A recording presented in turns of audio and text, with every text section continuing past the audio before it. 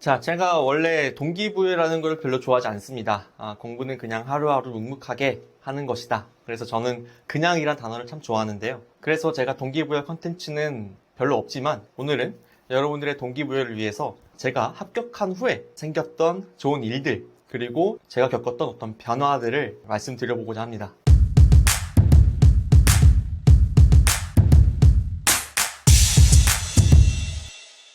저는 정말 극도의 우울감과 불안감, 강박증으로 수험 생활을 보내왔는데, 그러면서 정말 저는 영혼이 파괴되는 느낌을 받았거든요.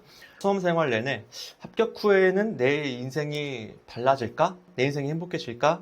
지금 내가 괴물같이 변했는데 합격하고 나서는 내가 정상으로 돌아갈 수 있을까?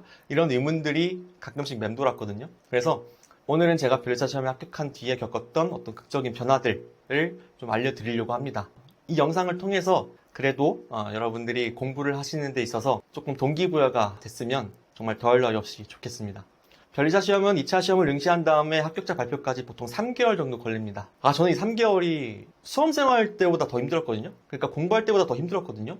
공부를 하려고 하니 공부는 더 이상 안 되고 전혀 손에 안 잡히고, 그렇다고 뭘 하자니 딱히 할 건 없고, 제가 뒹굴거리는 거 되게 못하거든요. 그러니까 쉴 때도 뭐 어떻게 쉴지를 모르는데 3개월이라는 시간이 주어지니까 이거 정말 미치겠더라고요. 3개월 내내 뭐 꿈도 막 이상한 꿈 꾸고 악몽 꾸고 뭐 합격한 꿈도 꾸고 별의별 꿈을 다 꾸고 잉여인간처럼 지냈는데, 합격자 발표 전날에 잠이 도저히 안 오더라고요. 거의 뜬 눈으로 밤을 지새웠고 새벽 4시, 5시부터 발표 시간이 되기를 기다렸습니다. 발표는 이제 아침 9시거든요. 그래서 아침 9시 되자마자 바로 합격 여부를 확인했는데, 합격이라는 글자를 볼 때 제가 그때 가장 크게 느꼈던 감정은 이제 드디어 내 인생의 공부는 끝났다.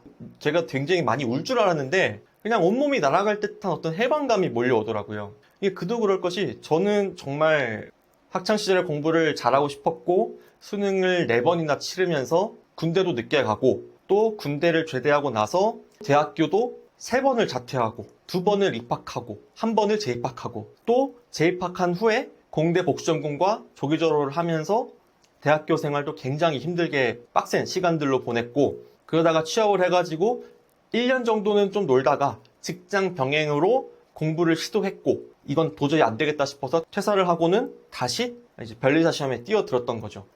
정말 내 인생에 공부는 없다라는 생각으로 변리사 시험에 뛰어들었고, 이제 그 합격이라는 단어를 보자마자 정말 제가 겪었던 어떤 수많은 스트레스가 정말 한 번에 사라지는 그런 경험을 했던 것 같습니다. 물론 지금도 저는 공부에서 벗어나지 못하고 있습니다. 이 유튜브도 구독자 1000명만 됐으면 좋겠다는 생각으로 시작했고, 저는 공부법 책까지만 쓸 생각이었지 뭐 유튜브나 뭐 이런 컨설팅이나 이런 걸 할 거라고는 전혀 생각을 못 했거든요. 그래서 저는 지금도 계속해서 공부를 하고 있죠. 근데 이 공부라는 게 어쨌든 저는 이제 합격을 해야 된다는 그런 부담감이나 압박감은 없으니까, 또 많은 분들께 도움을 드릴 수 있다는 생각에 굉장히 뿌듯하고 보람을 느끼면서 공부를 하고 있어서 지금은 이제 행복하게 공부를 하는 건데, 어쨌든 변리사 시험을 극복했다라는 인생의 마지막 끝판왕? 마지막 보스를 극복했다라는 어떤 성취감은 합격한 지 3년 반이 됐지만은 그때를 떠올리면은 너무나도 감사하고, 또 지금 제 삶에도 계속해서 에너지를 주는 것 같아요. 그 성공한 경험, 그 성취감이 지금까지도 저한테 에너지와 초심을 잃지 않게 해주는 것 같습니다. 제가 굉장히 자존감이 되게 낮은 사람이었거든요. 어쨌든 변리사 합격으로 인해서 제 자존감도 많이 올라가는 것 같습니다. 그 다음에 또 느꼈던 감정은 이제 안도감. 그러니까 저는 가정이 있었고 한 여자의 남편이자 한 아이의 아빠였잖아요. 합격을 하니까 드디어 이제 조금 떳떳하게 지낼 수 있고, 또 미안한 마음들을 조금 덜 수 있다라는 게 너무나도 기뻤습니다. 시험 준비 기간에는 경제적으로나 시간적으로나 어쩔 수 없이 가족에게 의지할 수밖에 없잖아요. 특히 저 같은 경우에는 1차 시험 4달 전에 첫째 아이가 태어났죠.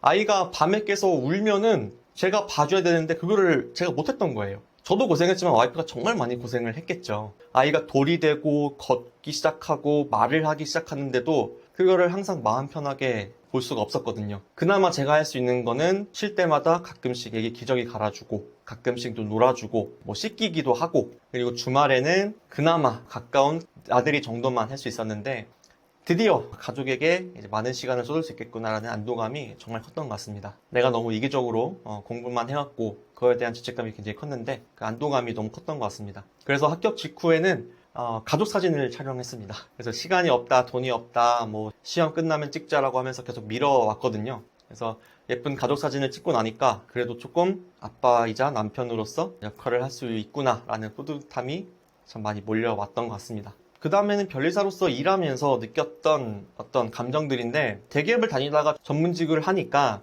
확실히 대기업 다닐 때보다는 조금 더 미래라고 해야 될까요? 미래에 대한 걱정이 아예 없진 않지만은 대기업 다닐 때보다는 좀 줄어든 건 맞는 것 같아요. 회사에서는 사실 내 상사가 내 미래잖아요.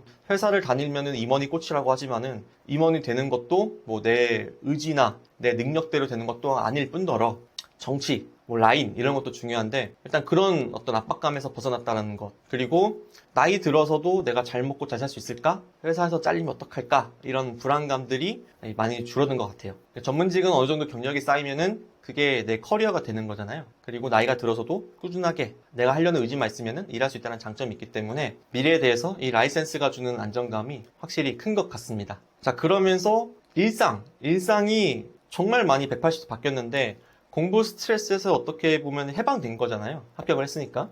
예전에는 하루에 뭐 30분만 운동을 하거나 뭐 산책을 해도 지금 내가 이러고 있을 때가 아닌데, 내가 하나라도 더 외워야 되는데, 한 문제라도 더 봐야 되는데, 이런 자책을 굉장히 많이 했고 또 쉬어도 쉰 게 아니었는데, 하지만 합격을 했으니까 오후 시간을 통째로 빼가지고 뭐 산책을 가거나 뭐 당일치기 여행을 가거나 아니면 맛있는 거를 먹으러 간다던가, 이런 어떤 상상도 못했던 여유? 이런 것들이 합격하고 나서 정말 컸던 것 같습니다.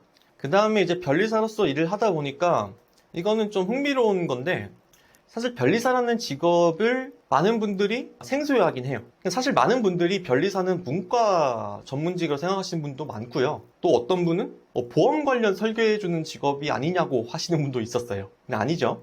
변리사는 특허 관련된 직업인 거고, 합격자 중에 뭐 1, 2% 정도입니다. 문과 출신은. 변리사라는 직업에 대해서는 일단 대중적으로는 잘 모르는 것 같다.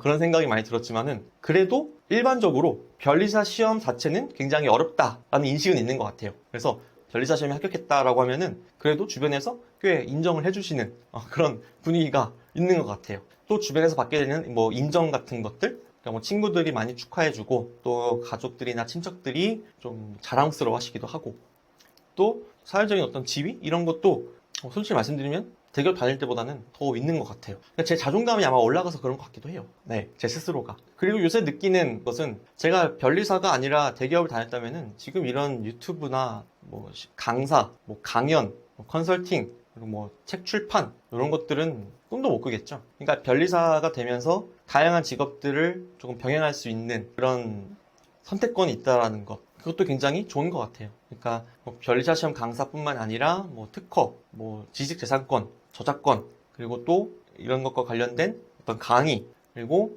책 출판, 이런 다양한 일들을 할 수 있다는 것 자체가 굉장히 저한테는 크게 와닿는 것 같습니다. 그래서 어쨌든 지금 저는 자의반 타의반 이렇게 공부법적으로 계속해서 콘텐츠를 제작하고 일을 하고 있는데, 그래도 감사한 것 같아요. 제가 평생 배울 수 있는 거잖아요. 그리고 평생 계속해서 성장할 수 있는 그런 목표가 생겼다는 것이 별에서 합격하고 나서 느낄 수 있는 좋은 변화인 것 같습니다. 자, 절대로 오지 않을 것 같았던 이런 순간들과 시간들이 감사하게도 오게 된 것이고, 지금 여러분들은 이런 감사함과 행복함, 즉 여러분들의 극적인 변화를 위해서 지금도 하루하루 열심히 공부하고 계실 겁니다.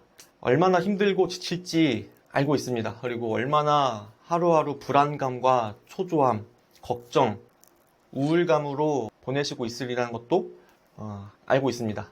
근데 그런 날들이 있기 때문에 더 큰 보상으로 주어지는 것 같습니다.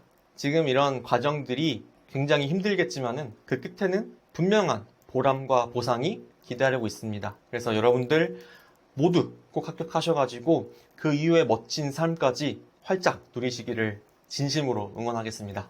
다음에는 다시 공부법 컨텐츠로 돌아오도록 하겠습니다. 네, 이상 손민규 변호사였습니다. 감사합니다.